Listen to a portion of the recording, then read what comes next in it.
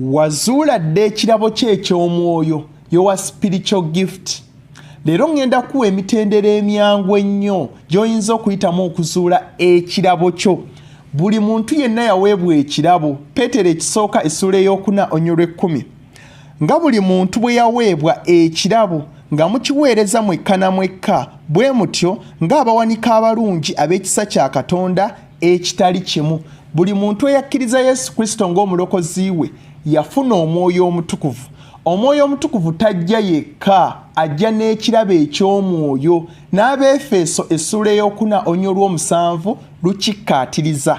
N'Abakolinso ekisooka essula 12 onyolwa 7 lukikkaatiriza. Buli muntu yenna yafuna. Bw'obanga tokizuulanga, nkusaba omaleyo vidiyo eno. Kubuuzaako mukwano gwange ndaba amanya gange Nzerukomwa Jonathan. Bwe guba nga gwe mulundi gwo ogusoose nkwaniriza nnyo ku Jack Online Ministry. Kati nno teweerabira okusubscribinga, soko subscribinge okonene kadaako gwajja osookanga okulaba vidiyo zaffe ez'Olwokubiri amu n'Olwokutaano. Olwokubiri gubeera mukwano, Olwokutaano tuba tudda mu bibuuzo eri abo abakkiririza mu Bayibuli. Kati bw'obanga olina ekibuuzo kyonna kye wasanga ng'osoma Bayibuli nga toyina muntu mukulu mwoyo wa kibuuza, noonya ku WhatsApp namba yange eyo, obeera mugumiikiriza ate tokuba. Ne t-shirt zaffe eza Jack Online Ministry zaatandika okufuluma. Bw'obanga oyagalayo naye beera ng'onoonya ku WhatsApp namba yaffe y'emu tubeere nga tunyumyamu. Bw'obanga olina ennyonta ey'okusoma Bayibuli nga toyina muntu mukulu mwoyo wa kusoma naye, noonya ku WhatsApp namba yange eyo,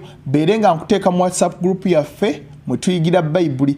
Leero nziza okuyambako okuzuula ekirabo ky'eky'omwoyo. Katutandikirewo. Welcome back to Jack Online Ministry. Ekibuuzo kyaffe ekisoose, ekirabo eky'omwoyo omutukuvu kye kiki era kigasa kitya? Ekirabo eky'omwoyo bwe busobozi omwoyo omutukuvu bw'akuwa okubaako ky'okola okugasa omubiri gwa Kristo. Omubiri gwa Kristo gwe guliwa? Be bantu abaateeka okukkiriza kwabwe mu Yesu. N'obaako ky'okola n'obazimba n'obagasa, okugeza ng'okuzaamu abantu amaanyi, ayimba, omusumba, abeera mbaana, abuulira enjiri ku luguudo. Ebyo byonna birabo bya mwoyo omutukuvu. Peetero ekisooka essula ey'okuna onyolwa 10. God has given each of you a gift from his great variety of spiritual gifts. Katonda atuwadde ekirabo buli muntu okuva mu birabo bye ebingi eby'omwoyo omutukuvu. Use them well to serve one another.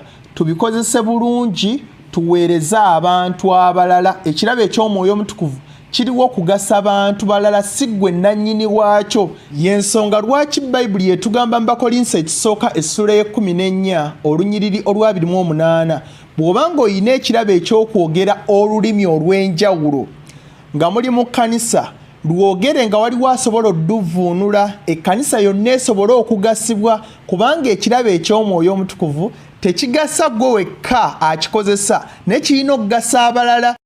Ekibuuzo ekyokubiri, bwe kiba nga kituufu buli muntu yenna yateeka okukkiriza kwe mu Yesu Kristo yaweebwa ekirabo eky'omwoyo, kati nze ntegeera nti ekirabo kyange ekisooka mukwano gwange kino kye kisinga obukulu.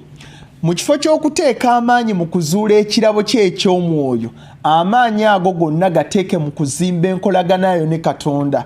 Obeere mukwano gwa Katonda, otegeere Katonda okuyita mu kusoma Bayibuli, okuŋŋaana n'abooluganda, okuweereza abooluganda. Ebirala byonna bijja kweyongerako bweyongezi. Matayo essula y'omukaaga onyolwa 33. Naye musooke munoonye obwakabaka bwa Katonda, bwe butuukirivu bwe, era ebyo byonna mulibyongerwako. Kasita obeera mukwano gwa Katonda, munyumya ne Katonda, toyinza teeka maanyi kunoonya kirabo kyo kya mwoyo. Kivaayo buvi automatically. Ajja kwagazisa omuweereza, ojja tegeera ki ekyokukola, wa gy'olina okugenda, ani gw'olina okusisinkana. Naye bw'obeera ng'ebya Katonda bikuli wala, ojja teekamu amaanyi mangi nnyo okuzuula ekirabo kyo. Toyinza kuweereza Katonda gw'otamanyi. Sooka otegeere Katonda, ebirala bijja kujja buzzi automatically. Ekyokubiri, bw'omala okuzimba enkolaganayo ne Katonda, oli mukwano gwa Katonda, ajja kuwa ennyonta ng'owulira olina ky'oyagala okukola, olina gw'oyagala okuyamba, olina ky'oyagala okukyusaamu mu buweereza. kola ekyo Katonda kyakutadde ku mutima gwo. Oyagala kuyimba, genda oyimbe. Oyagala genda mbaana, genda mbaana. Oyagala genda ku street kubuulira njiri, genda okole ekyo. Kyoyinamu passion kyoba okola, kyoyagala okukola nga kikuli ku mutima kikusiiwa. Omuntu ayina ekirabo tabula. Passion toyinza gituulako, toyinza gikweka.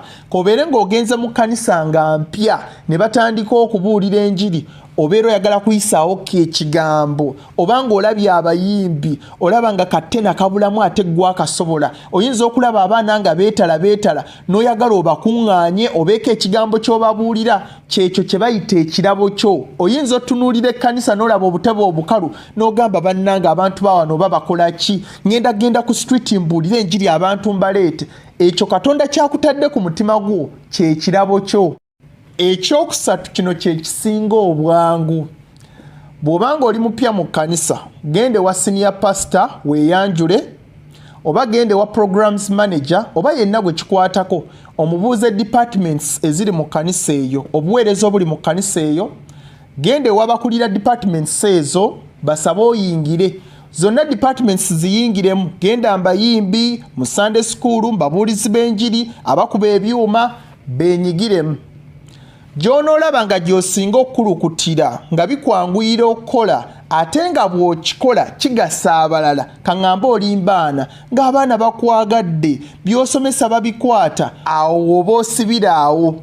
Teweesiba ku kintu nga tokisobola, teweekaka kuyimba nga bw'otandika okuyimba ng'abantu bibabowa batuula butuuzi oba ne bafuluma ekkanisa. Ekyo tekibeera kirabo kyo. Ayina ekirabo ekyokukyalira abalwadde. Ayinza okukyalira omulwadde ne yeewuunya n'okwewuunya, n'awona, n'ayagala Yesu, n'akkiriza Kristo ng'omulokozi we, kyokka nga tomubuulidde na njiri. Ekirabo kirina okugasa, kirina okukyusa obulamu bw'omuntu n'ayagala Katonda. Ekyokuna kino nakyo kikulu nnyo. Tolulunkanira, towankawanka, toyaayaanira, togenda mu kusiiba na kusaba ng'oyagala funa kirabo ky'otayina. Beera mumativu n'ekyo ekirabo ky'oyina. Nga bw'okiwulira nti kirabo, Katonda akuwanga bw'ayagadde, ekirabo tebakisaba. Oli toyinza mugamba nti bw'obanga ojja ku mbaga yange ndeetera ekirabo ekya fridge. Bakolinsi ekisooka essula 12 onyirwa 11. Naye ebyo byonna Omwoyo y'omu y'abikola, agabira buli muntu kinnoomu nga ye bw'ayagala. Omwoyo Omutukuvu agaba ebirabo nga ye bw'aba asiimye, nga bw'abeera ayagadde. Atunuulira obuweereza oba ekkanisa, n'alaba ekibulamu, n'atunuulira obusobozi bwo, n'akuwa okugasa omubiri gwa Kristo okubeera complete. Tolulunkanira ekyo ky'otayina. Teweegomba kubeera musumba nga yakuwa kyabwa asha oba kuyamba baana bato. Ebirabo byonna byenkanankana. Ojja soma Bakolinsi ekisooka essula 12 yonna ebigeraageranya ng'omubiri oba nga body parts. Omu nga mukono, omulala kugulu, omulala mugongo, omulala lubuto, omulala mumwa, omulala nnyindo. Byonna bikola omulimu gwe gumu. Ennyindo tesinga mukono, omukono tegusinga magulu. Byonna bigasa. Ekibuuzo ekyokusatu ate era nga kye kisembayo, njawulo ki eriwo wakati w'okuyitibwa n'ekirabo eky'omwoyo oba calling ne spiritual gift? Spiritual gift oba ekirabo eky'omwoyo tumaze okiraba bw'omala okukkiriza Yesu Kristo ng'omulokozi wo n'ofuna Omwoyo Omutukuvu. Omwoyo Omutukuvu ajja n'ekirabo n'akuwa obusobozi okubaako ettaffaali ly'ogatta ku mubiri gwa Kristo obanga ekkanisa eganyulwamu ng'omuntu ayongera okwagala Katonda. Ekyo kye kirabo eky'omwoyo. Kati calling kyekyo Katonda kye yakutondera okubeera, wazaalibwa nakyo, oba purpose oba ekiruubirirwa kya Katonda oba obusobozi bwo, lwaki Katonda yakutonda n'akuteeka mu nsi.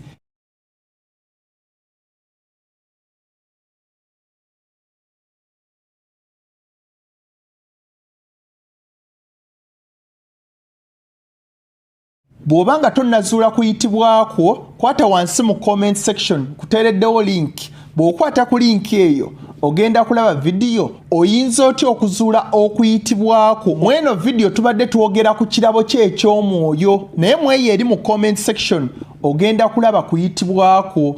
Kusaba onteekere wansi mu comment section wazuula dde ekirabo kye eky'omwoyo kirabo ki era wakizuula otya? Bw'oba ng'olina ennyonta ey'okusoma bayibuli nga toyina muntu mukulu mwoyo wa kusoma naye, noonya ku WhatsApp namba yange eyo mbeere nga nkuteeka mu WhatsApp group yaffe mwe tuyigira bayibuli. Nkwebaza okubeera ng'olaba vidiyo zange. Amanya gange nze Lukomwa Jonathan. Kati nno teweerabira okusubscribinga, okukoona kadaako, okusharinga, okulayikinga. Nkwagala nnyo. Yesu ly'ekkubo n'amazima n'obulamu. Tuddemu ku lunaku olwokubiri n'olwokutaano. Nkwagala nnyo, bye. Weeyitire ku WhatsApp namba eyo weefunire t-shirt za Jack Online Ministry mu colors ez'enjawulo. Tosubwa. Don't forget to subscribe to Jack Online Ministry.